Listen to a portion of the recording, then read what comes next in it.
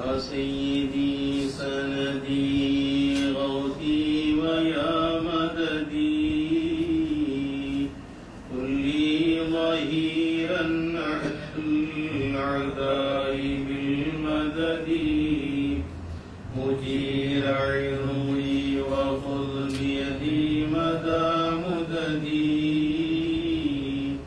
خليفة الله فينا محي الدين الحمد لله حمدا دائما أبدا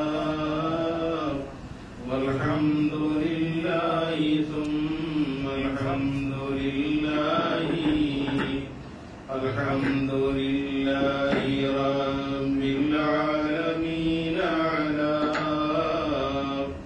ما كان يلهمني الحمد لله.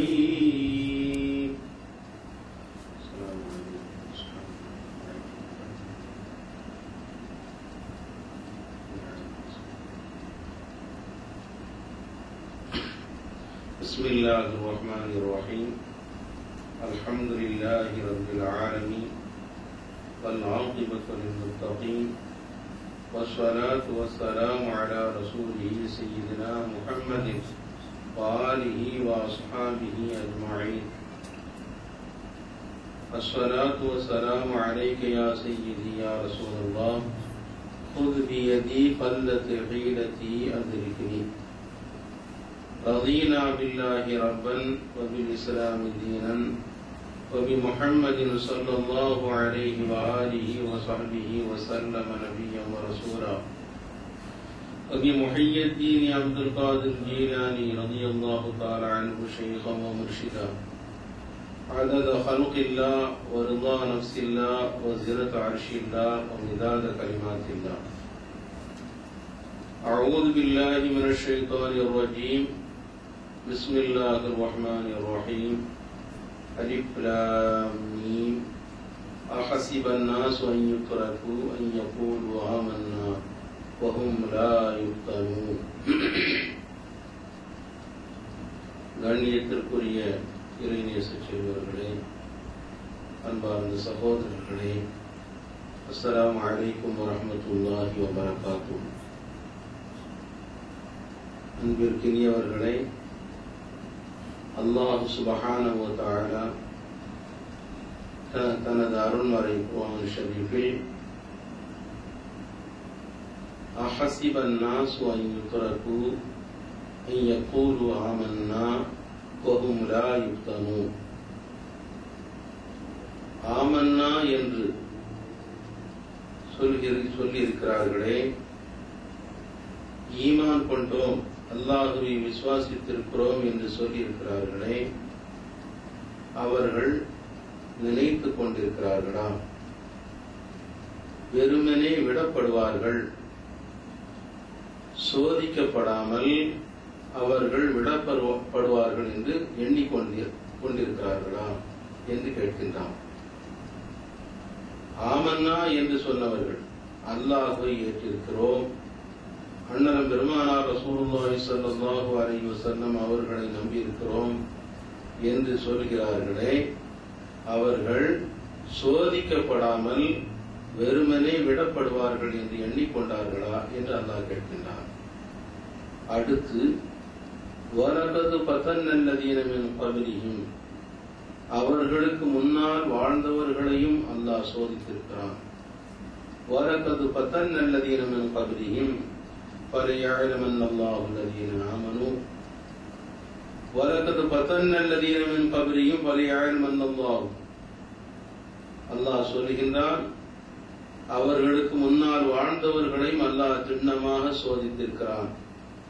அவர்களுடைய ஈமானில் உண்மையோடு வாழ்ந்தவர்கள் யார், ஈமானில் பொய்ப்படுத்தியவர்கள் யார், பொய்யர்கள் யார் என்பதை அல்லாஹ் விளங்கியிருக்கிறான் என்று சொல்கின்றான்.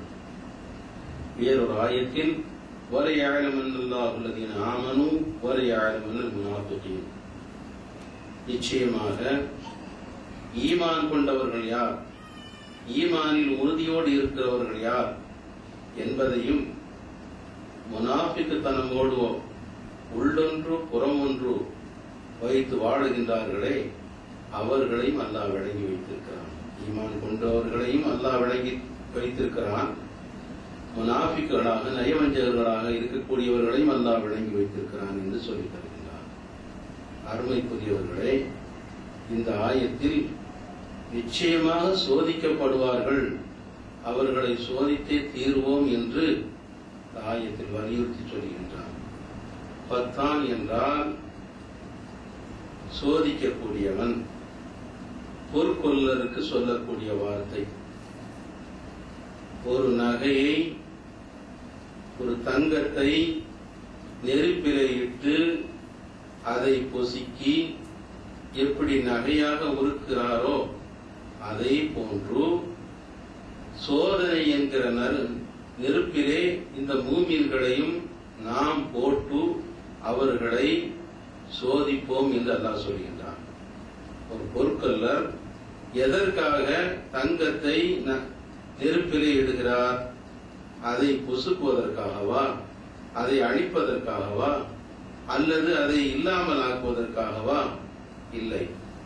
அந்த தங்கத்தை நெருப்பில் இடுவதனுடைய காரணம் அதை ஜொலிக்கின்ற நகையாக ஆக்க வேண்டும், மாற்ற வேண்டும், அதற்கு மெருகூட்ட வேண்டும், அதனுடைய அழுக்குகளை அகற்ற வேண்டும், கழிவுகளை தவிர்த்து பரிசுத்தமான நல்ல தங்கமாக அதை ஆக்கி பொன் நகையாக மிளிரச் செய்ய வேண்டும் என்பதற்காக வேண்டித்தான் நெருப்பிலே அதை இடுகின்றான்.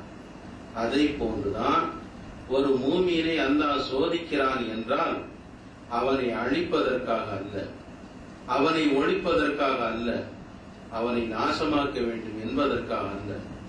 துன்பத்திலே தோழ வைக்கிறான் என்றால் அவனுடைய உள்ளத்தில் எரிகின்ற ஈமானை பக்குவப்படுத்தி உண்மையான மூமினாக அவனை மிளிரச் செய்ய வேண்டும், அவனை ஜொலிக்க செய்ய வேண்டும், அவனை தன்னுடைய நேசனாக ஆக்க வேண்டும் என்பதற்காகவும் கழிவு போனவர்களை நயவஞ்சகத்தை வளர்த்து கொண்டு நாவில் ஒன்றும் மனத்தில் ஒன்றுமாக வாழுகின்றார்களே அவர்களை அடையாளம் காட்ட வேண்டும் என்பதற்காகத்தான் இந்த சோதனை என்கிற நெருப்பிலே இட்டு இந்த மூமின்களை அல்லாஹ் பரிசுத்தப்படுத்துகிறான்.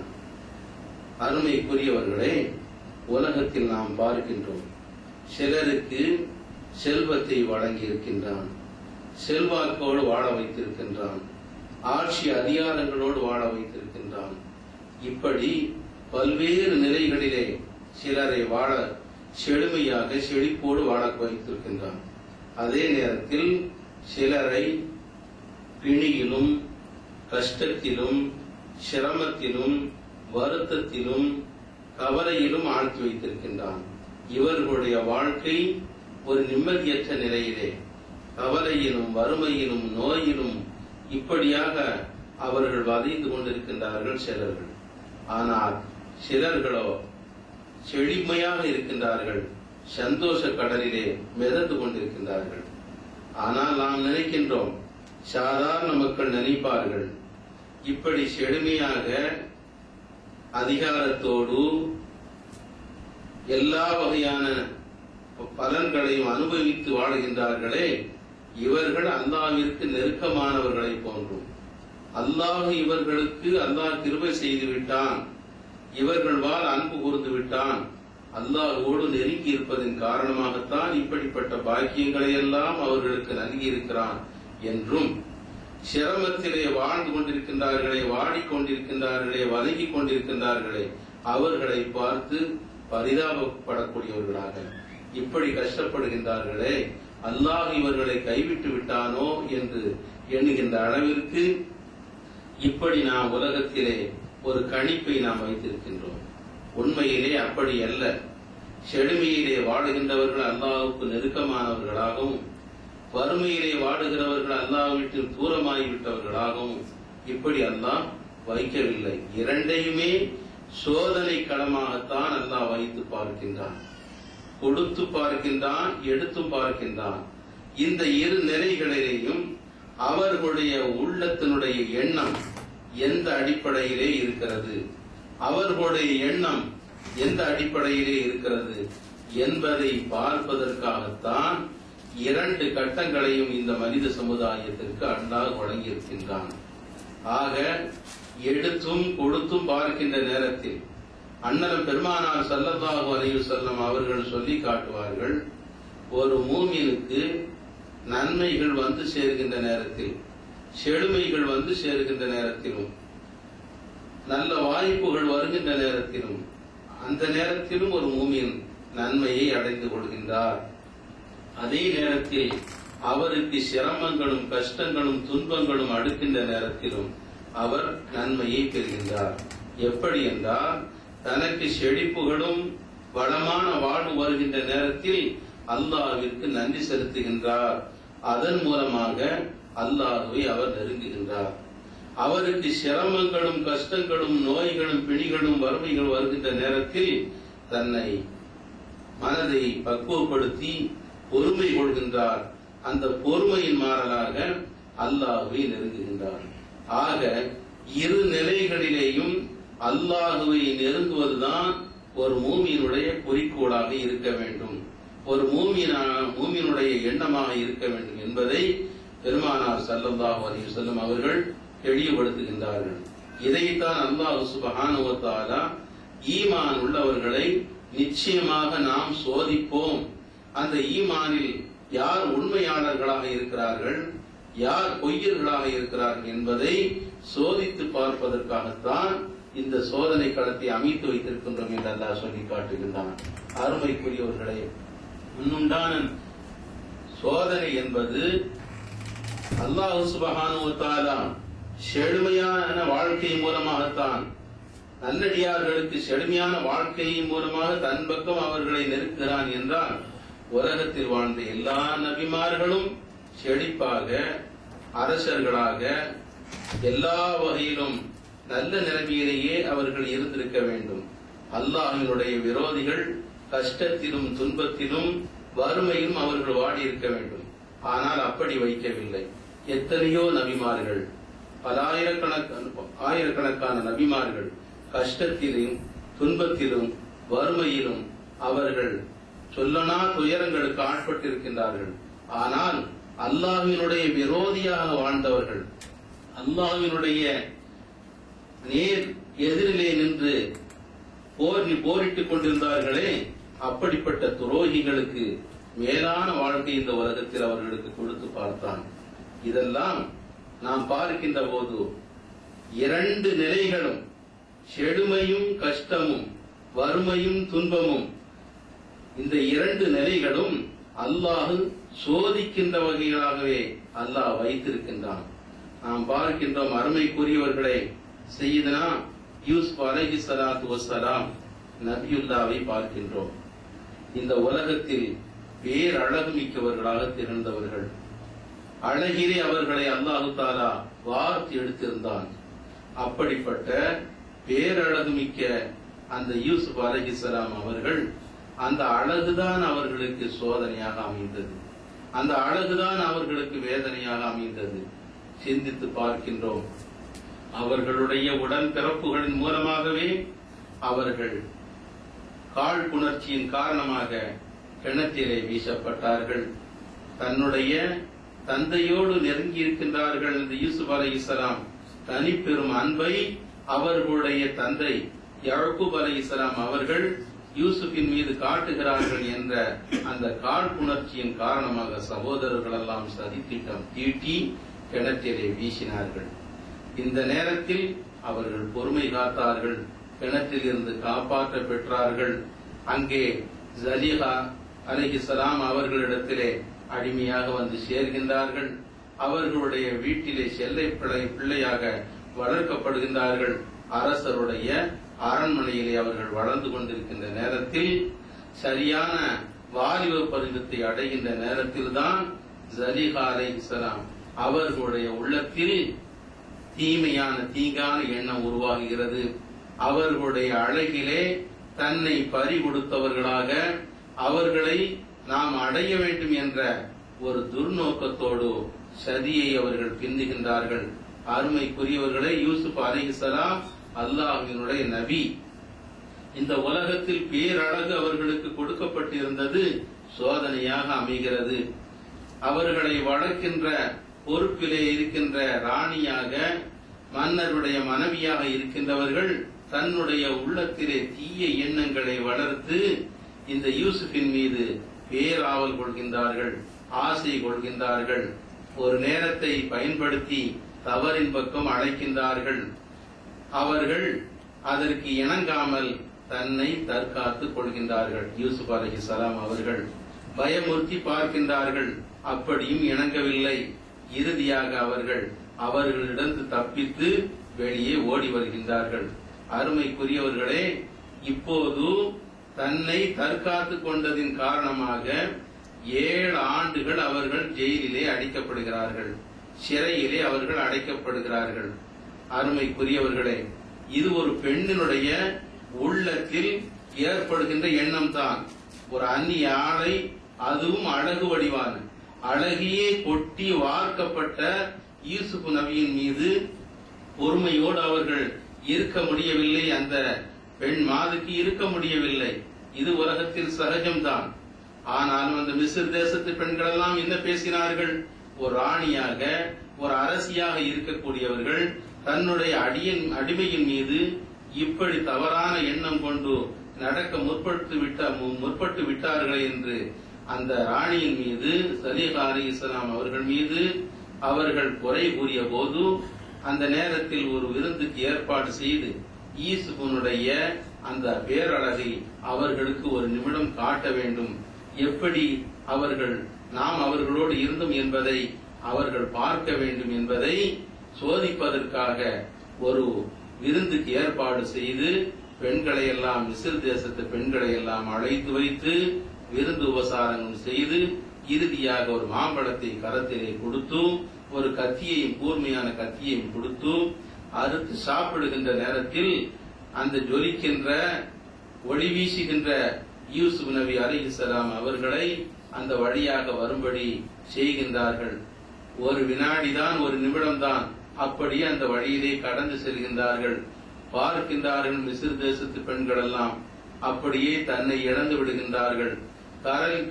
கரங்களிலே இருக்கின்ற பழங்கள் அவர்களுக்கு புறப்படவில்லை, கரத்தில் இருக்கின்ற கத்தி அவர்களுக்கு தெரியவில்லை. அந்த பேரழகிலேயே சொக்கியவர்களாக அறுக்கின்ற போது கரத்தை அறுத்து ரத்தம் சொட்டுகின்றது, வேதனையும் தெரியவில்லை. அந்த பேரழகிலே அவர்கள் தன்னை மாய்த்துக் கொண்டார்கள், விட்டில்களை போல.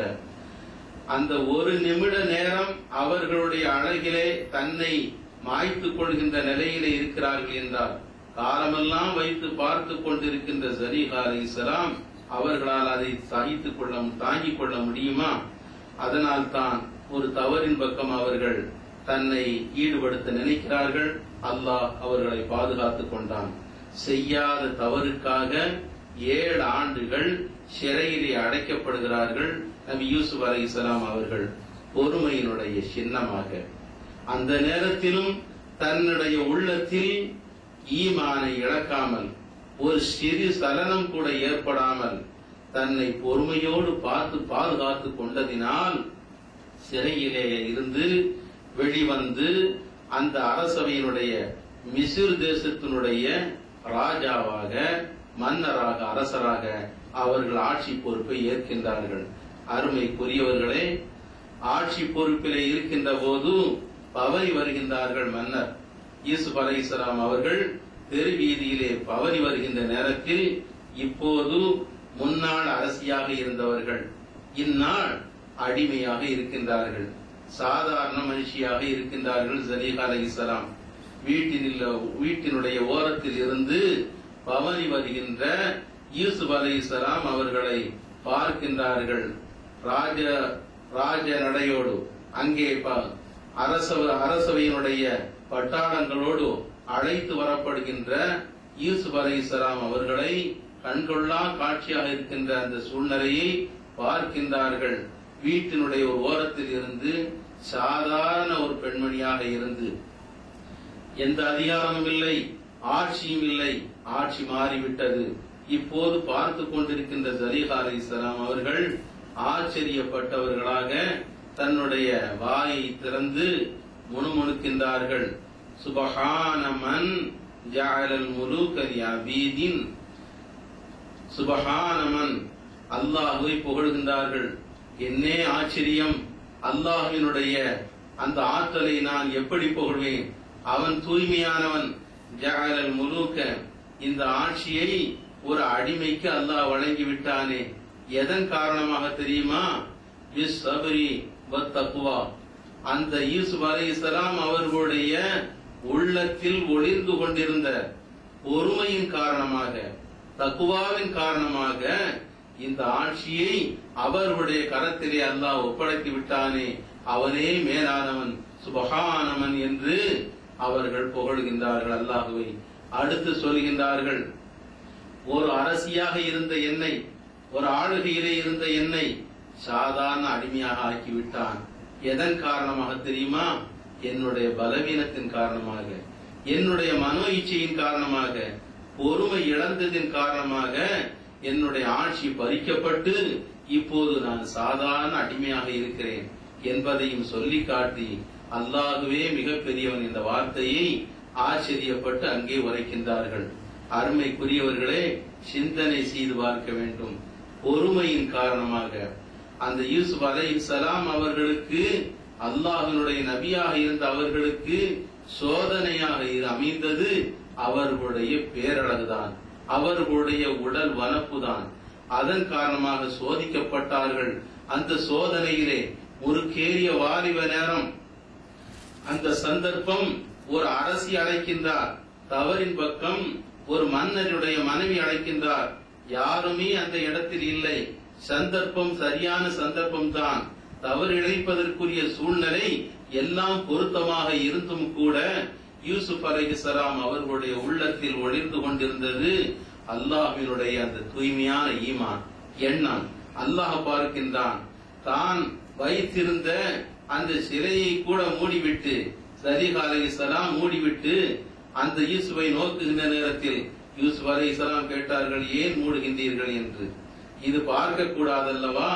நாம் செய்கின்ற இந்த வினோத விளையாட்டுகளை பார்க்க கூடாதல்லவா? அதற்காகத்தான் மூடுகிறேன் என்று சொன்ன போது, அற்பமான இந்த சிலையை மூடுகின்றீர்களே, இந்த உலகத்தையும் நம்மையும் படைத்த அல்லாஹ் நம்மை பார்த்து கொண்டிருக்கின்றானே, அதை பற்றி நீங்கள் சிந்திக்க வேண்டாமா என்று அந்த அம்மையாரிடம் அவர்கள் பேசினார்கள். அருமைக்குரியவர்களே, அந்த நேரத்தில் தனக்கு சோதனையாக அமைந்த அந்த வாலிப நேரத்தில் தன்னை தற்காத்து கொண்டதின் மாறலாக எவ்வளவு பெரிய ஏற்றம் அல்லாஹ்வினுடைய இடத்தில் அவர்களுக்கு கிடைக்கப் பெற்றது என்பதை நாம் சிந்தித்து பார்க்க வேண்டும்.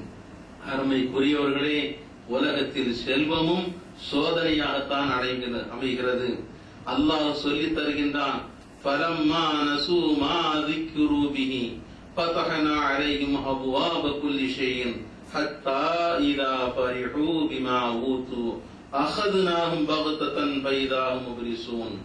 செல்வ நிலை பெற்றுவிட்டால் அல்லாஹ்வோடு நெருங்கி விட்டார்கள் என்று சிலர்கள் நினைக்கின்றார்கள். வறுமைப்பட்டு விட்டால் அல்லாஹ் தன்னை கைவிட்டு விட்டதாக நினைக்கின்றார்கள். அது தவறு. வேறொரு ஆயத்தில் சொல்கின்றான், அவர்களை நாம் மிக வேகமாக நன்மையின் பக்கம், வளமான வாழ்க்கையின் பக்கம் அவர்களை நாம் செழுமையோடு வாழச் செய்கிறோம். ஆனால் எதற்காக வேண்டி தெரியுமா? நாம் சோதிக்கிறோம் என்பதை அவர்கள் விளங்கிக் கொள்ளவில்லை. வல்லா யஷூரூன், நாம் அவர்களை பிடிப்பதற்காக வேண்டித்தான் இப்படிப்பட்ட வாழ்க்கையை கொடுக்கிறோம் என்பதை அவர்கள் நினைவில் கொள்ளாமல் இருக்கிறார்கள் என்று சொல்லித் தருகிறான். ஃபலம்மா நஸூ மா ذُكِّرُوا بِهِ, அல்லாஹ்வினுடைய போதனையை அவர்களுக்கு போதிக்கும் பொழுதெல்லாம், அவைகளையெல்லாம் அந்த போதனையை நாம் மறக்கின்ற நேரத்தில் நாம் பிடிக்கிறோம் என்று அல்லாஹ் சொல்லவில்லை. நம்முடைய போதனைகளை, நம்முடைய ஏவல் விளக்கல்களை, இவைகளெல்லாம் அவர்களுக்கு சொல்லி காட்டும் பொழுது அல்லாஹ் சொல்லுகிறான், ஃபதஹ்னா அலைஹிம் அப்வாப குல்லி ஷைஇன், எல்லா வாயில்களையும் அவர்களுக்கு நாம் திறந்து விடுகிறோம். நம்மை மறந்துவிட்ட பொழுது எல்லா வாயில்களையும் அவர்களுக்கு நாம் திறந்து விடுகிறோம். குல்ல ஷைஇன் ஹத்தா இதா ஃபரிஹூ, அவர்கள் ஆனந்த பெருவெள்ளத்தில் அப்படியே மிதந்து கொண்டிருப்பார்கள். தொடுகின்ற இடமெல்லாம், தொடுகின்ற பகுதியெல்லாம் பொன்னாக மாறும். சாதாரண மண்ணை கூட தொட்டால் பொன்னாக விடும். அப்படிப்பட்ட சூழ்நிலையில் ஒவ்வொரு நாளும் ஒவ்வொரு கடையாக, ஒவ்வொரு ஆபீஸாக, ஒவ்வொரு தொழிற்சாலையாக இப்படியே திறந்து கொண்டு போவார்கள். அந்த சந்தோஷத்திலே மிதந்து கொண்டிருப்பார்கள். ஆனால் நம்முடைய நினைவை விட்டும் அவர்களுடைய உள்ளம் மறக்கடிக்கப்பட்டுவிடும். நம்மை சிந்திக்க மாட்டார்கள், நம்முடைய ஏவலை நினைக்க மாட்டார்கள், விலக்கல்களை பற்றி கவலைப்பட மாட்டார்கள். இப்படிப்பட்ட சூழ்நிலை வந்துவிட்டால் فتحنا عليهم أبواب كل شيء حتى إذا فرحوا بما أوتوا أخذناهم بغتة. திடுமனே அவர்களை நாம் பிடித்து விடுவோம். அவர்கள் தன்னை மறந்திருக்கின்ற நேரத்தில், எதையும் பற்றி சிந்திக்காமல் அப்படியே மெய் மறந்திருக்கின்ற நேரத்தில் அகதனாம் பகதத்தன் அவர்களை திடுமென நாம் பிடித்து விடுவோம். பைதாகும் முகலிசூன், அந்த நேரத்தில் அவர்கள் நிலை குறைந்து வருவார்கள் என்று அல்லாஹ் சொல்லித் தருகின்றான். அருமைக்குரியவர்களை சிந்தித்து பாருங்கள். உலகத்தில் யாருக்குமே வழங்கப்படாத செல்வங்களை காரூனுக்கு அல்லாஹ் வழங்கியிருந்தான். இந்த உலகத்தில் யாருக்கும் கொடுக்கப்படாத பாக்கியங்களை அல்லாஹ் அவனுக்கு கொடுத்திருந்தான். அவனுடைய செல்வங்களை, அந்த ஹசானாக்களுடைய சாவிகளை சுமந்து சொல்வதற்கு 70 ஒட்டகைகளுக்கு மேலாக அங்கே அணிவகுத்து நிற்குமாம். அந்த அளவிற்கு செல்வங்களை அல்லாஹ் அவனுக்கு கொட்டி இருந்தான். ஆனால் அவனுடைய சிந்தனை, அவனுடைய எண்ண ஓட்டம், அல்லாஹ் நமக்கு இப்படிப்பட்ட பாக்கியங்களை தருகிறான், அவனுக்கு நன்றியோடு வாழ வேண்டும் என்று அவன் நினைக்கவில்லை. மூசா அலைஹிஸ்ஸலாம் அவர்களை எதிர்த்து கொண்டே இருந்தான், சதாவும் எதிர்த்து கொண்டே இருந்தான். ஒரு சமயம் மூசா அலைஹிஸ்ஸலாம் அவர்கள் அல்லாஹ்விடம் கேட்டார்கள், ஆண்டவனே இரட்சகா, நான் உன்னுடைய ரசூலாக இருக்கிறேன், உன்னுடைய தூதுவத்தை பற்றி இவர்களுக்கு சொல்லி காட்டுகிறேன். இதோ காரூன் கொடுமையானவனாக இருக்கின்றான், சதாவும் என்னை எதிர்த்து கொண்டே இருக்கின்றான், போகின்ற இடங்களில் எல்லாம், போகின்ற திசைகளில் எல்லாம் என்னை எதிர்த்து நிற்கின்றான், அவனுடைய செல்வங்களை எல்லாம் என்னை எதிர்ப்பதற்காக வேண்டிய செலவு செய்து கொண்டிருக்கின்றானே நீ, ஆனால் மேலும் மேலும் அவனுக்கு செல்வத்தை வாரி வழங்கிக் கொண்டே இருக்கின்றாயே என்று சொன்னபோது அல்லாஹ் சுப்ஹானஹு வ தஆலா சொல்லி காட்டினான், ஓ மூசாவே, நீ கவலைப்பட வேண்டாம். நான் மேலும் மேலும் அவனுக்கு வழங்கிக் கொண்டிருப்பது, நாடொரு மேனியும் பொழுதொரு வண்ணமாக அவனுடைய வியாபாரங்களும், அவனுடைய தொழில்துறைகளும், அவனுடைய கசானாக்களும் பெருகிக் கொண்டே போவதை பற்றி நீ கவலைப்பட வேண்டாம். நான் என்னை விட்டும் அவனை தூரமாக்க வேண்டும், ஒவ்வொரு நாளும் அவனை தூரமாக்க வேண்டும் என்பதற்காக வேண்டித்தான்.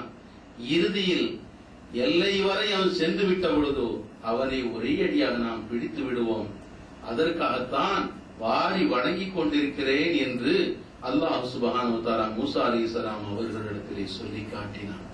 என்ன ஆயிற்று?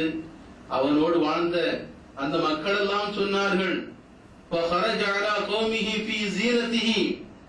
அவன் தன்னுடைய அலங்காரங்களோடு பட்டாளங்களோடு அவன் வீதியிலே வர வருகின்ற போது அந்த மக்கள் எல்லாம் சொல்வார்களாம், கொடுத்தால் இவனை போலவல்லவா கொடுத்து வைக்க வேண்டும், இவனை போலவல்லவா வாழ வேண்டும், அல்லாஹ் அப்படி வாழ்க்கை இவனுக்கு வழங்கி இருக்கின்றானே என்று ஏக்க பெருமூச்சோடு அந்த மக்கள் எல்லாம் பேசுகின்ற அந்த நிலையை தன்னுடைய குர்ஆன் ஷரீஃபில் அல்லாஹ் சொல்லி காட்டுகின்றான். ஆனால் وقال الذين اوتوا العلم, ஞானம் கொடுக்கப்பட்டவர்கள், அறிவுள்ள அந்த நல்ல மக்கள் சொல்வார்கள், வைலக்கும், என்ன சொல்லுகின்றீர்கள், உங்களுக்கே கேடு, உங்களுக்கே நாசம், யாரை பற்றி நீங்கள் பேசுகின்றீர்கள்? அல்லாஹ்வினுடைய துரோகியை பற்றி, அவன் ஆடம்பரமாக உல்லாசமாக வருகின்ற அந்த வாழ்க்கையை பற்றி இப்படி நீங்கள் அங்கலாய்க்கின்றீர்களே, வைலக்கும் தவாபுல்லாஹி கைரு லிமன் ஆமன் வஅமில ஸாலிஹன். அல்லாஹ்வை நம்பி இந்த உலகத்தில் நற்காரியம் புரிகின்றார்களே, அவர்களுக்கு அல்லாஹ் வழங்கி இருக்கின்ற அந்த மேலான பாக்கியங்களே நிரந்தரமானது, சிறப்பானது. அதை பெற்றுக் கொள்பவர்கள் பொறுமைசாலிகள் தான் அதை பெற்றுக் கொள்வார்கள் என்று நல்லோர்கள், அறிவு ஞானம் பெற்றவர்கள் அவர்களிடத்தில் சொல்லி காட்டுவார்கள் என்று சொல்லுகின்றான். அருமைக்குரியவர்களே, இறுதியாக அந்த காரூனுடைய மூளை மூசாவை வீழ்த்த வேண்டும் அவர்களை வீழ்த்தியாக வேண்டும் என்ற துர்நோக்கத்தோடு பெரிய அவாண்டத்தை சுமத்த ஆரம்பித்தான். இறுதியாக மூசா அலைஹிஸ்ஸலாம் அவர்களுடைய கோவப்பிடியிலே சிக்கி இந்த பூமியிலே அவனை விழுங்கச் சொன்னோம் என்று அல்லாஹ் சொல்லி காட்டுகின்றான். இறுதியாக அவனுடைய நிலை என்ன ஆயிற்று? அவனும் அவன் சேர்த்து வைத்த செல்வங்களும் மாட மாளிகைகள் தொழில் கூடங்கள் எல்லாவும் இந்த பூமியிலே ஆழ்த்தப்பட்டு இன்று வரை பூமிக்கு அடியிலேயே சென்று கொண்டிருக்கிறான் என்று சொல்கின்ற அளவிற்கு அழிவை தேடிக்கொண்டது கொடுத்தது அவன் சேர்த்து வைத்த செல்வங்கள் என்று பார்க்கின்ற போது சோதனை களத்தில் அவன் சாதனை படைக்கவில்லை, தோற்று போய்விட்டான். ஆனால் வெற்றி பெற்றவர்கள் மூசா அலைஹிஸ்ஸலாம். அருமைக்குரியவர்களே, அதைத்தான் அல்லாஹ் சொல்லி காட்டுகின்றான். ஈமான் கொண்டோம் என்று மனதார சொல்லுகின்றார்களே, இவர்கள் சோதிக்கப்படாமல் வெறுமனே விடப்படுவார்கள் என்று நினைத்துக் கொண்டார்களா? இவர்களுக்கு முன்னால் வாழ்ந்தவர்களையும் நாம் சோதித்திருக்கின்றோம். ஈமானில் உண்மையுடையவர்களாக சத்தியவான்களாக வாழ்ந்தவர்கள் யார், பொய்யர்களாக போனவர்கள் யார் என்பதை அல்லாஹ் அறிந்து கொண்டிருக்கிறான் என்று தன்னுடைய அருள்மறை குர்ஆன் ஷரீஃபிலே சொல்லி காட்டுகின்றான். பொறுமையினுடைய உருவாக தெரிந்த அருமை நபி அய்யூப் அலைஹிஸ்ஸலாம் அவர்களை நாம் பார்க்கின்றோம். சேமமாக வாழ்ந்தவர்கள், செல்வாக்கோடு வாழ்ந்தவர்கள், செல்வ நிலையோடு வாழ்ந்தவர்கள். பொறாமை கொண்ட இப்லீஸ் அல்லாஹ் இடத்திலே சொல்லி காட்டுகின்றான், நாளும் பொழுதும் ஆண்டவரே உன்னை துதித்துக் கொண்டிருக்கின்ற அந்த அய்யூப் எதன் காரணமாக தெரியுமா? அவர் செல்வத்தோடு இருக்கின்றார், பாக்கியங்களோடு இருக்கின்றார், வளமோடு வாழ்கின்றார். இதன் காரணமாகத்தான் உன்னை துதித்துக் கொண்டு இருக்கின்றார். இவர் இதை இழந்து விட்டார், பாக்கியங்களை எல்லாம் இழந்து விட்டால் நிச்சயமாக உன்னை மறந்து விடுவார். நான் அதை செய்து காட்டுகிறேன் என்று சபதம் போட்டு நபி அய்யூப் அலைஹிஸ்ஸலாம் அவர்களிடத்தில் விளையாட ஆரம்பிக்கின்றான் இப்லீஸ். அல்லாஹும் அனுமதி கொடுத்து விட்டான். அவர்களோடு இருந்த செல்வங்கள் எல்லாம் அழிந்து போயின, பிள்ளைகள் இறந்து போனார்கள், எல்லாம் அழிந்து சுற்றமெல்லாம் அவர்களுக்கு இருளாகி இறுதியாக அவர்களுடைய உடம்பிலும் நோய் பீடிக்க ஆரம்பித்தது. பிணியால் பீடிக்கப்பட்டவர்களாக ஒவ்வொரு நாளும் வேதனைப்பட்டார்கள். ரண காயங்களோடு வேதனைப்பட்டுக் கொண்டிருந்தார்கள். தாங்கனா சொல்லனா அந்த காயங்களோடு அவர்கள் வேதனைப்பட்டு துடிதுடித்துக் கொண்டிருக்கின்ற நேரத்தில் அவர்களுக்கு யாரும் உதவுவாரில்லை. அவர்களுடைய அருமை மனைவி ரஹீமா அம்மா அவர்கள்தான் அவர்களுக்கு உதவியாக இருந்து அவர்களுக்கு பணி செய்து வந்தார்கள். அருமைக்குரியவர்களே, ஒரு நாளா இரு நாளா, ஒரு மாதமா இரு மாதமா, 18 ஆண்டு காலமாக எல்லாவற்றையும் இழந்து அவர்களுடைய மேனியை புழு பூச்சிகள் எல்லாம் மேயும் அளவிற்கு அங்கே வேதனையால் பிணியால் பீடிக்கப்பட்டுக் கொண்டிருந்த நபி அய்யூப் அலைஹிஸ்ஸலாம் அவர்கள் ஒரு சண நேரமாவது அல்லாஹ்வை மறந்தார்களா? மறந்திருப்பார்களா? வாயெடுத்து இப்படி சோதித்து விட்டாயே என்று அவர்கள் சொல்லி இருப்பார்களா? இல்லவே இல்லை. படுக்கையிலே அவர்கள் அவர்களுடைய மேனியை புழு பூச்சிகள் எல்லாம் மேய, விழுகின்ற பூச்சிகளை புழுக்களை கூட தன்னுடைய மேனியிலே விட்டு, என்னுடைய மேனிதான் உனக்கு இரணம் இருக்குமே, ஆனால் உன்னுடைய உணவாக இருந்தால் இதையே உட்கொள்ளு என்று அதை பார்த்து சொல்வார்களாம். அந்த அளவிற்கு அல்லாஹ்வினுடைய பொறுமையை மனதில் கொண்டவர்களாக அவர்களுடைய நாவ் அல்லாஹ்வினுடைய துதியை பாடிக்கொண்டே இருக்கும், ஓதிக்கொண்டே இருக்கும். உடலோ புழுக்களால் அங்கே வதைபட்டுக் கொண்டே இருக்கும். இறுதியாக அவர்களுடைய நாவை கூட அந்த புழுக்கள் தின்பதற்காக அந்த நாவை ருசி பார்க்கின்ற நேரத்திலேதான் அண்ணல் அய்யூப் அலைஹிஸ்ஸலாம் அவர்கள் அல்லாஹ்விடத்திலே முறையிட்டார்கள்.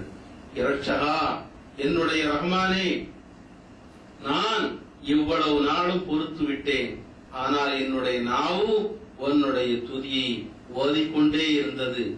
அந்த நாவை கூட தீண்டுவதற்கு புழுக்கள் இப்போது ஆரம்பித்து விட்டனவே, உன்னை புகழ முடியாமல் போய்விடுமே என்று கவலைப்பட்ட நேரத்தில் தான் அல்லாஹ் இறங்குகிறான். அல்லாஹ் கிருபை செய்கின்றான். ரப்பி இன்னி மஸ்ஸனிய துர் வ அன்த அர்ஹமுர் ராஹிமீன். நீ கிருபையாளர்களுக்கெல்லாம் மேலான கிருபையாள், என்னுடைய நாவை தீண்ட ஆரம்பித்து விட்டதே என்று கவலைப்பட்டு கண்ணீர் உகுத்த நேரத்தில் தான் அல்லாஹ்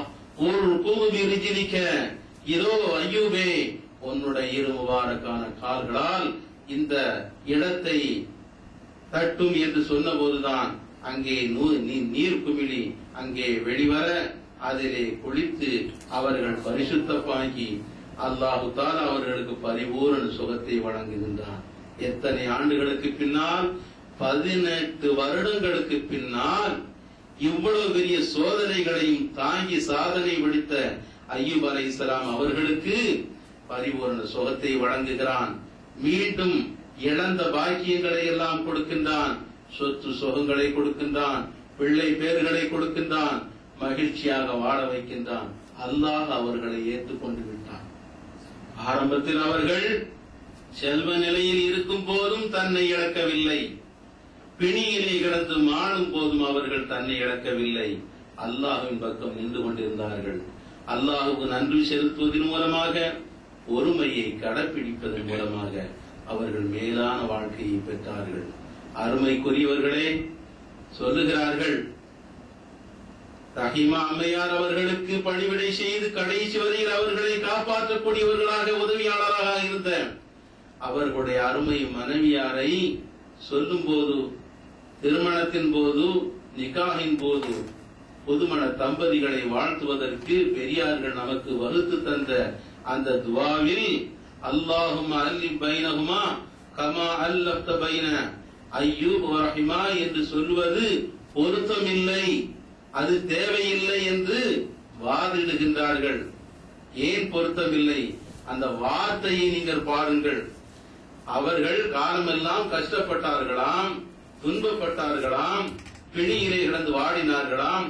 அதை போன்று இந்த தம்பதிகளையும் வாழச் சொல்கிறீர்களா என்று இப்படி கொதற்கு வாதம் பேசுகின்றார்கள். அந்த அல்லாஹும் அல்லிப் என்ற வார்த்தையினுடைய பொருள் என்ன, மானா என்ன? இவர்களுக்கு நேசபாசத்தை கொடு, நேசபாசத்தை கொடு.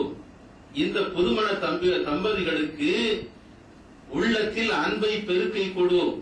எதை போன்று என்றால், நபி அய்யூப் அலைஹிஸ்ஸலாம் அவர்களும் ரஹீமா அம்மையார் அவர்களும் எப்படி நேசபாசத்தோடு இருந்தார்களோ, கடுமையான பிணிவாய்ப்பட்டு நோய்வாய்ப்பட்டு அல்லல் உருகின்ற நேரத்திலும் அதோ கெதி என சொல்லிவிட்டு அம்மையார் அகன்று விடவில்லை, அவர்களுடைய துணைவியார் அகன்று விடவில்லை. ரஹீமா அம்மா அவர்கள் அவர்களுக்கு அருகிலேயே இருந்து அவர்களுக்கு வேண்டிய உபகாரங்களை செய்து முழு அன்போடு பாசத்தோடு பகலெல்லாம் கூலி வேலை செய்து அவர்களுக்கு உணவு சமைத்து கொடுத்து அவர்களை பாதுகாத்து வந்தார்களே, அதை போன்று அல்லாஹ் அவர்களுக்கு எப்படி அந்த உள்ளங்களில் பாசத்தையும் நேசத்தையும் நீ கொடுத்தாயோ, அதே போன்ற நேசத்தையும் பாசத்தையும் இவர்களுடைய உள்ளத்தில் கொடு என்று சொல்வது தவறு என்று சொல்கிறார்களே, எப்படி தவறாக முடியும்? சிந்தித்து பார்க்க வேண்டும். அருமைக்குரியவர்களே, நபிமார்களுடைய பேர்களை சொன்னாலே அது பரக்கத்து நிறைந்ததாக இந்த வாழ்க்கை அமையாதா? அதற்காக வேண்டித்தான் நம்முடைய நாதாக்கள் எல்லாம் இப்படிப்பட்ட ஒரு வாழ்த்தினுடைய துவாவை நமக்கு வழங்கி இருக்கின்றார்கள். அருமைக்குரியவர்களை சிந்தித்து பார்க்க வேண்டும். சோதனையின் போது சாதனையாளர்களாக இருக்க வேண்டும் என்பதை அல்லாஹ் இந்த மூமின்களிடத்திலே எதிர்பார்க்கின்றான். நபி சுலைமான் அலைஹிஸ்ஸலாம் அவர்கள் உலகம் பூரா ஆளக்கூடிய அவர்களுக்கு வல்லமையை கொடுத்தான், எல்லாவற்றையும் வசப்படுத்தி கொடுத்தான், காற்றை வசப்படுத்தி கொடுத்தான், சாதாரண எறும்போடு கூட பேசக்கூடிய ஒரு பெரும் ஆற்றலை கொடுத்தான். இப்படி எல்லா வகையான பாக்கியங்களை பெற்ற நபி சுலைமான் அலைஹிஸ்ஸலாம் அவர்களுடைய இதயம் எப்படி இருந்தது? இந்த பாக்கியங்களிலே தன்னை அழித்துக் கொண்டவர்களாக இருந்தார்களா? பெருமிதம் கொள்ளக்கூடியவர்களாக இருந்தார்களா? இல்லை இல்லை, நன்றியுடையவர்களாக இருந்தார்கள். அல்லாஹ் எதை எதிர்பார்த்தானோ அந்த நன்றிக்குடைய நியமல் ஆகுது என்று சொல்கின்ற அளவிற்கு அடியார்களிலே நல்ல அடியாராக சுலைமான் அலைஹிஸ்ஸலாம் இருந்தார்கள் என்று அல்லாஹ் பாராட்டுகின்றானே, அந்த அளவிற்கு இந்த பாக்கியங்கள் எல்லாம் இந்த பேராட்சி எல்லாம் அவர்களுடைய உள்ளத்தில் மகிழ்ச்சியை கொடுக்கவில்லை. அருமைக்குரியவர்களே, ஒரு சமயம் இப்போதல்லவா நாம் விண்ணிலே பறக்கின்றோம், ஆனால் சுலைமான் அலைஹிஸ்ஸலாம் அவர்கள் தன்னுடைய அரியாசனையோடு அப்படியே பறந்து செல்லக்கூடிய ஆற்றலை அவர்களுக்கு வழங்கியிருந்தான். காற்றுக்கு உத்தரவு போட்டார்கள் என்றால் எங்கு வேண்டுமானாலும் அவர்கள் செல்லக்கூடிய பெரும்பாக்கியத்தை கொடுத்திருந்தான். ஒரு சமயம் தன்னுடைய அரண்மனை சிம்மாசனத்திலே அமர்ந்து கொண்டு காற்றிலே மேலே பறந்து வந்து கொண்டிருக்கின்றார்கள். அருமைக்குரியவர்களே, பறந்து கொண்டு இருக்கின்ற நேரத்தில் விவசாயம் செய்து கொண்டிருக்கின்ற இருவர்கள், கணவன் மனைவியும் கீழே விவசாயம் செய்து கொண்டிருக்கின்றார்கள். அந்த நேரத்தில் மேலே பறந்து செல்கின்ற ஒரு நிலையை இந்த இருவரும் பார்க்கின்றார்கள். நிழல் படுகிறது. மேலே நிமிர்ந்து பார்த்தால் அங்கே சுலைமான் அலைஹிஸ்ஸலாம் அவர்கள் அந்த அரியணையிலே இருந்து கொண்டு பறந்து செல்கின்ற, சிம்மாசனத்தில் இருந்து கொண்டு பறந்து செல்கின்ற நிலையை பார்க்கின்றார்கள். பார்த்து விட்டவுடன் அந்த மனைவி, விவசாயியினுடைய மனைவி கூறினாள், சுப்ஹானல்லாஹ், எவ்வளவு பெரிய பாக்கியத்தை இந்த சுலைமான் அலைஹிஸ்ஸலாம் அவர்களுக்கு அல்லாஹ் வழங்கி இருக்கின்றான் என்று பெருமிதத்தோடு அந்த அம்மா கூற, அந்த பெரியவர், அந்த அம்மா அவருடைய கணவனார் சொன்னார், ஆமாம், பெரிய பாக்கியத்தை தான் அல்லாஹ் கொடுத்திருக்கிறான். ஆனால் அவர்கள் கஞ்ச புத்தி தான் மாறல, கஞ்சத்தனமானவர்களாக தான் இருக்கிறார்கள் என்று ஒரு லேசான ஒரு வார்த்தையை கூறிவிட்டார். இதை கேட்டுக் கொண்டு விட்டார்கள் சிம்மாசனத்திலே பறந்து செல்லக்கூடிய சுலைமான் அலைஹிஸ்ஸலாம் அவர்கள். ஊர்ந்து செல்லக்கூடிய எறும்புனுடைய வார்த்தையை கூட கேட்கக்கூடிய ஆற்றல் பெற்றவர்கள் அல்லவா சுலைமான் அலைஹிஸ்ஸலாம் அவர்கள். இந்த வார்த்தையை கேட்ட மாத்திரத்தில் அப்படியே கீழே இறங்கி வந்து விட்டார்கள். இருவரும் பயப்படுகிறார்கள், சுலைமான் அலைஹிஸ்ஸலாம் கீழே வந்து விட்டார்கள் என்று.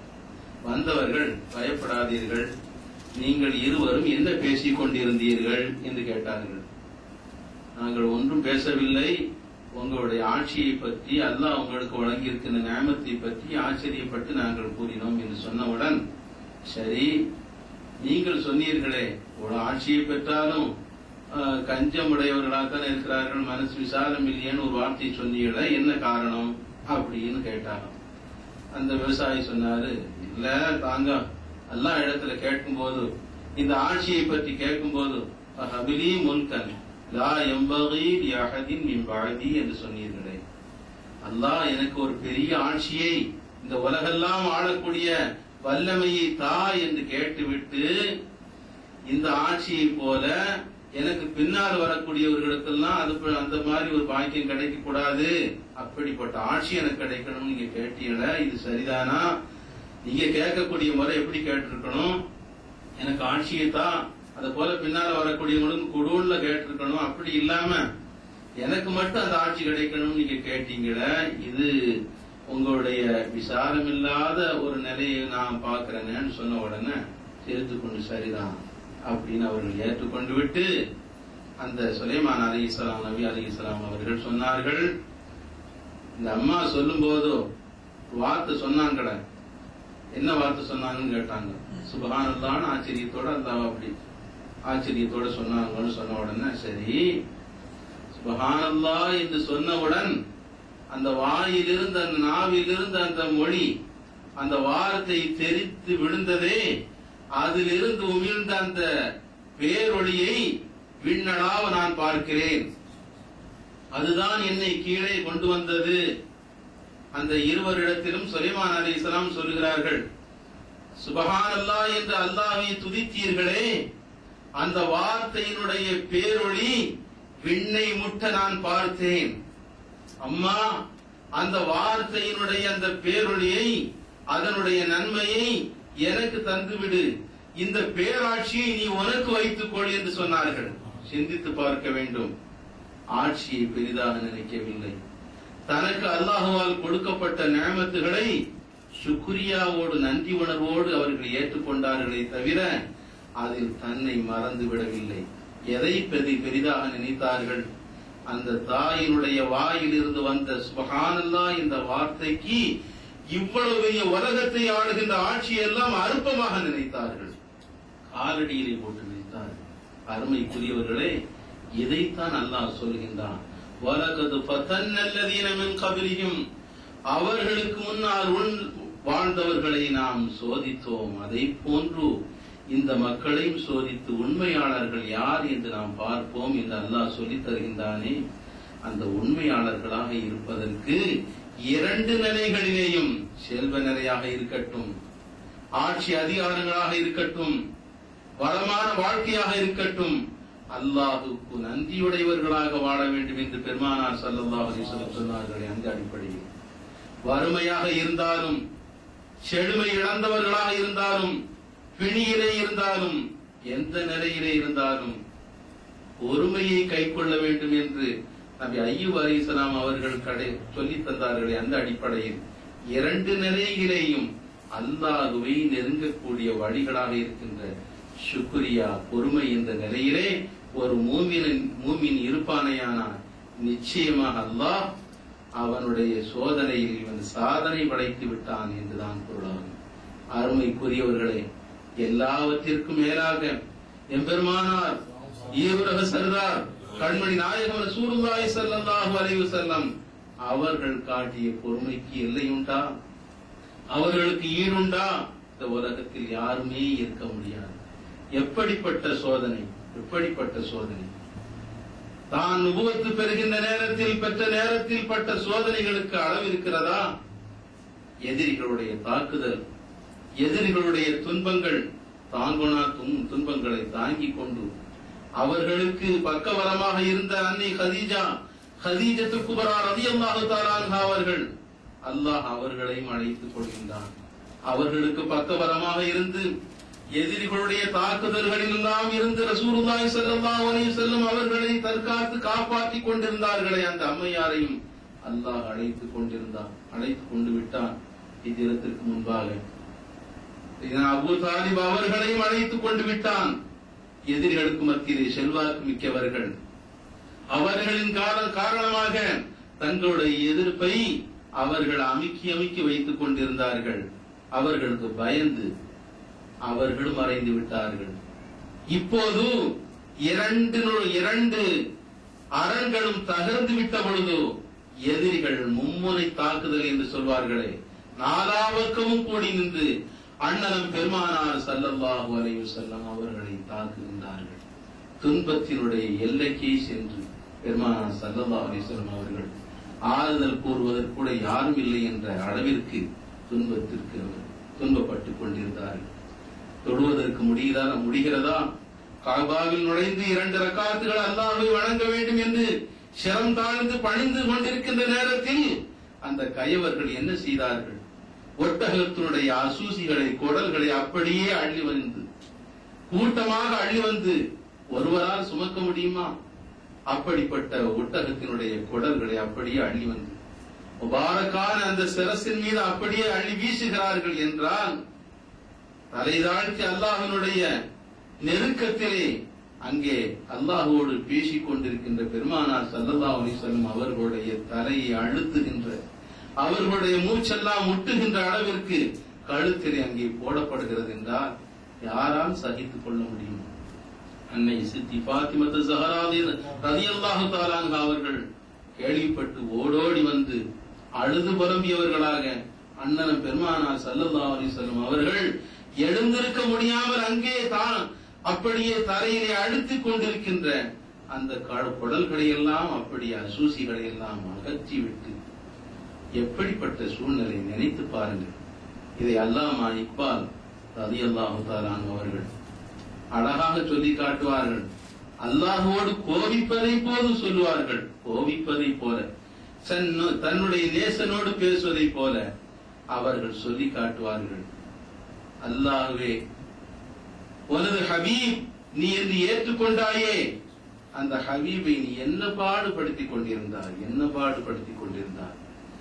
உன்னை வணங்குவதற்காக வேண்டித்தானே தன்னுடைய சிரசை இந்த தலையிலே வைத்திருந்தார்கள். அவர்களுக்கு இப்படிப்பட்ட துன்பமா? ஒட்டகத்தினுடைய அசூசிகளை எல்லாம் அவர்களுடைய புனித மேனியிலே போட வைத்து நீ பார்த்து ரசித்துக் கொண்டா இருந்தார். கேட்கிறார், உன்னுடைய ஹபீபை இப்படியா நீ துன்பப்படுத்த வேண்டும்? உன்னுடைய பிரச்சாரத்தை, உன்னுடைய தௌஹீதை எடுத்துச் சொல்வதற்காக வேண்டி அங்கே தாயிப் நகரத்துக்குத்தானே சென்றார்கள். அங்காவது நீ ஆறுதலை கொடுத்தாயா? அங்கும் சிறுவர்களை எல்லாம் கல்களை கரங்களிலே கொடுத்து எரிய வைத்து அவர்களுடைய மேனியை காயப்படுத்தி ரணப்படுத்தி ரத்தம் சொட்டுகின்ற அளவிற்கு நீ அதையும் பார்த்து கொண்டுதானே இருந்தார் சொல்லுகின்றார்கள். அல்லாஹ்விடத்திலே அவர்கள் முனாஜாத் பண்ணுகின்றார்கள். உன்னுடைய ஹபீபை இவ்வளவு துன்பத்திற்கா நீ ஆளாக்க வேண்டும்?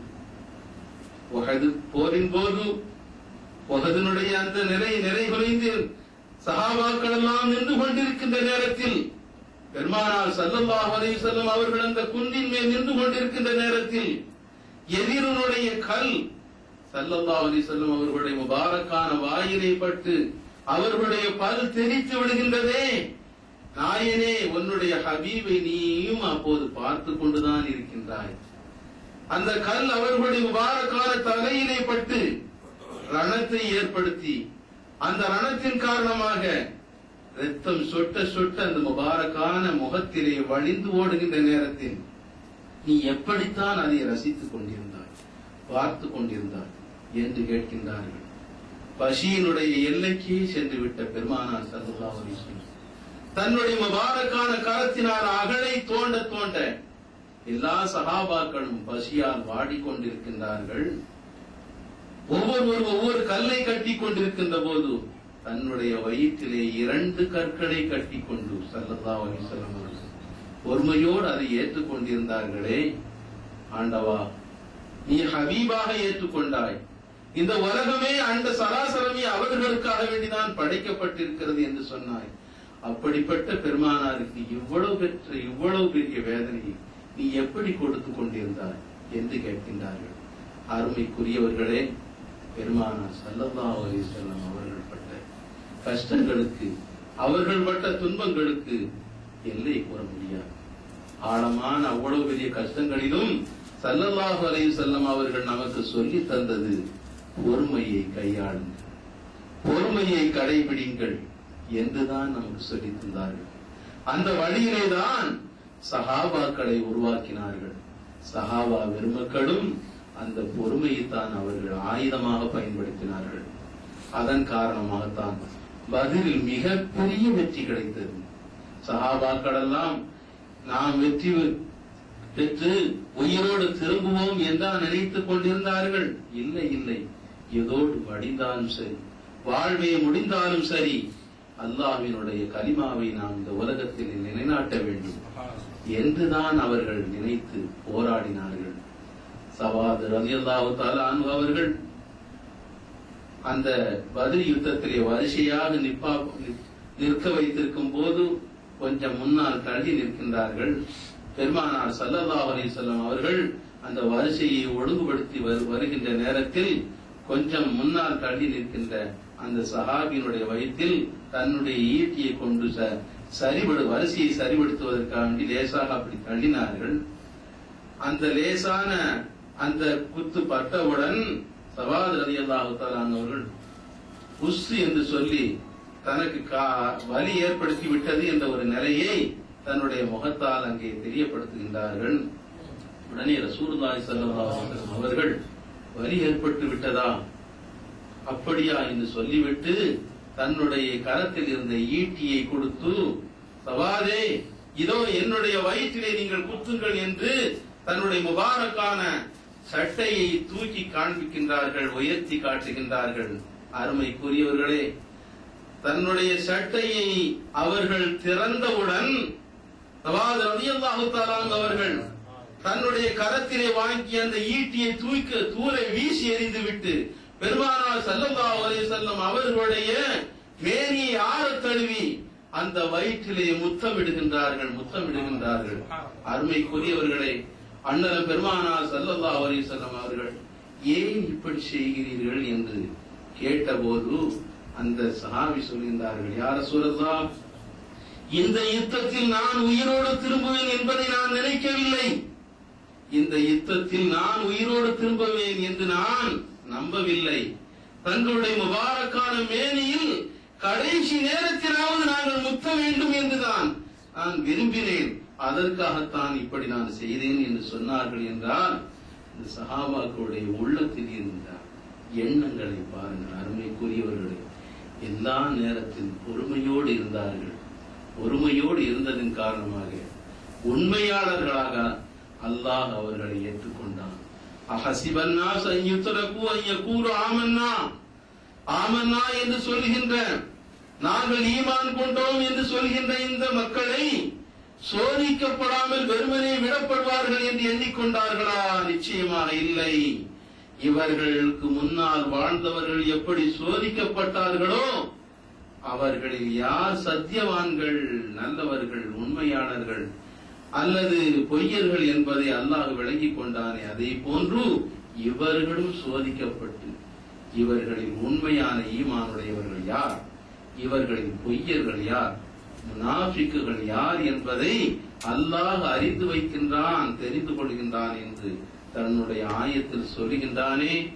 அருமைக்குரியவர்களே, இப்படித்தான் நம்முடைய நாதாக்கள் பெரியார்கள் எல்லாம் அல்லாஹ்வினுடைய, அல்லாஹ் தந்தாலும் அதற்கு அல்ஹம்துலில்லாஹ் சொன்னார்கள், எடுத்தாலும் அது அல்ஹம்துலில்லாஹ் என்று சொன்னார்கள்.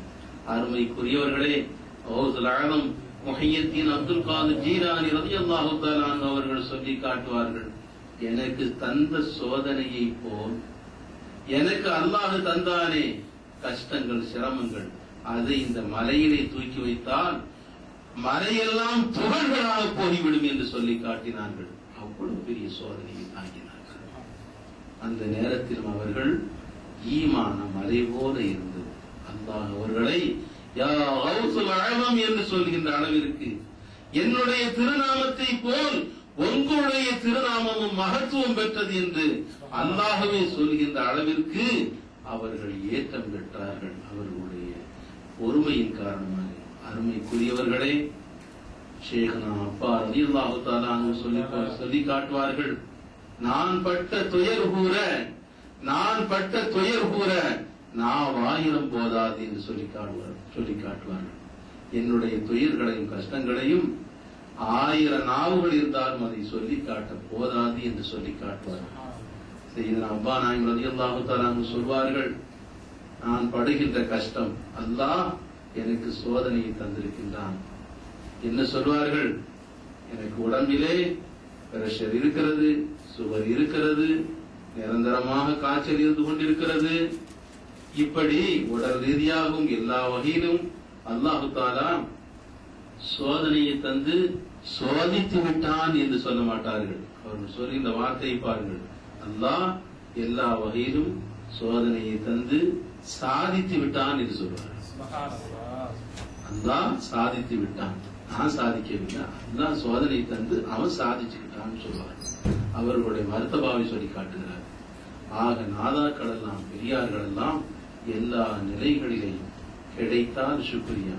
அதுவும் பாருங்கள், சையதுனா அபா யஸீத் பிஸ்தாமி ரலியல்லாஹு தஆலா அவர்களிடத்துல பல்கி நாட்டு ஷகீக் பல்கி ரலியல்லாஹு தஆலா அவர்கள் பேசிக் கொண்டிருக்கும் போது, ஜுஹூத் என்றால் என்ன, துறவரம் என்றால் என்ன என்று கேட்கின்ற போது அபா யஸீத் பிஸ்தாமி ரலியல்லாஹு தஆலா சொன்னார்கள், துறவரம் என்றால் என்ன, கிடைத்தால் சுக்ரியா செய்வோம், கிடைத்தால் நன்றி செய்வோம், கிடைக்காட்டா சபுர் செய்வோம் சொன்னாங்க. ஷகீக் பல்கினா என்னன்னா, எங்க ஊர்ல உள்ள நாய் இந்த வேலை செய்யும். என்ன அப்படி ஜுஹூத்னா என்னன்னு கேட்டா, கிடைச்சா ஈசார் செய்வோம், கிடைத்தால் பிறருக்கு வழங்குவோம், கிடைக்காவிட்டால் சுக்ரியா செய்வோம். கிடைத்தால் பிறருக்கு வழங்குவோம், கிடைக்காவிட்டால் சுக்ரியா செய்வோம். நான் என்ன செய்யும், எலும்ப போட்டா நன்றி செலுத்தும், வாலாட்டும், விரட்டி விட்டா பேசாம போகும். அதுதான் ஷகீக். அந்த நாய் சொன்னார்கள், எங்க பல்க நாட்டினுடைய நாய் தான் இந்த வேலை செய்யும். பெரியார்களிடத்தில் எப்படிப்பட்ட குணங்கள் இருக்கிறது என்பதை நாம் பார்க்கணும். நாய்க்கு என்றால் லேசான விஷயம் அல்ல, ஏதோ தொழுதுட்டா நோம்பு நோர்த்துட்டா அதெல்லாம் கிடையாது. குணங்களை பக்குவப்படுத்துவதிலேயே அவர்கள் நாளும் பொழுதும் தன்னுடைய பயிற்சியை, தவநிலையை அவர்கள் மேலாக்கி கொண்டே இருந்தார்கள், மெருகேற்றி கொண்டே இருந்தார்கள். கஷ்புனுடைய நிலை இப்படி உயர்தரமான நிலையின் மூலமாகத்தான் விலாயத் என்ற பெருநிலைக்கு அவர்கள் உயர்த்தப்பட்டார்கள், அல்லாஹ்வினுடைய நெருக்கத்தை பெற்றார்கள். எல்லாம் அல்லாஹ் இந்த புனிதமிக்க ரமலானுடைய பொருட்டால் சபுருடைய மாசம் என்று சொல்லப்பட்டிருக்கின்ற இந்த மகா புண்ணியம் வாய்ந்த மாதத்தின் பொருட்டால் நம்முடைய உள்ளத்தை பக்குவப்படுத்துவானாக, ஈமானால் நிரப்புவானாக, சங்கை மிக்க நாதாக்களுடைய அடிச்சுவடை பேணி நடக்கின்ற நல்ல தௌஃபீக்கை அல்லாஹ் நம் அனைவருக்கும் தந்தருள் புரிவானாக. வாஹிர் தாவனா அல்ஹம்துலில்லாஹி ரப்பில் ஆலமீன். அஸ்ஸலாமு அலைக்கும்.